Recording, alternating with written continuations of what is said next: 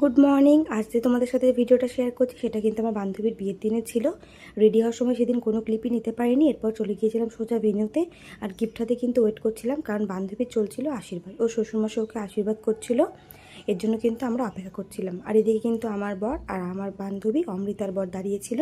এরপরে আমরা একটু ভিড় ঠেলে সুযোগ পেয়ে বান্ধবীকে গিয়ে উপহার দিয়ে দিই, আর তারপর কিন্তু ওর সাথে একটু ফটো ভিডিও এগুলো তুলে নিই।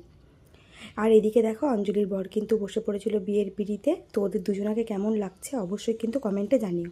এরপর আমরা বান্ধবীরাও একটু ছবি তুলে নিয়েছিলাম নিজেদের মতো করে। তারপর চলে যাচ্ছিলাম ফুচকা পকোড়া এসবের কাউন্টারে। আমি ফুচকা খেয়েছিলাম, পকোড়া খাইনি। আর আমার বান্ধবী খেয়েছিল পকোড়া, ও ফুচকা কিন্তু খায়নি। তারপর চলে গেছিলাম সোজা মেন কোর্সের দিকে। আর অনেকটা কিন্তু ভিড় ছিল, কেননা অনেক রাত হয়ে গিয়েছিল। আর ওদিন কী কী মেনু ছিল তোমাদের সাথে তো অলরেডি শেয়ার করেছি। তো সেই সমস্ত কিছু খাবারগুলো কিন্তু খেয়ে নিয়েছিলাম। তারপর লাস্টে আইসক্রিম নিয়ে চলে এসেছিলাম কিন্তু বাড়িতে। তোমাদের ভিডিওটা কেমন লাগলো অবশ্যই জানিও।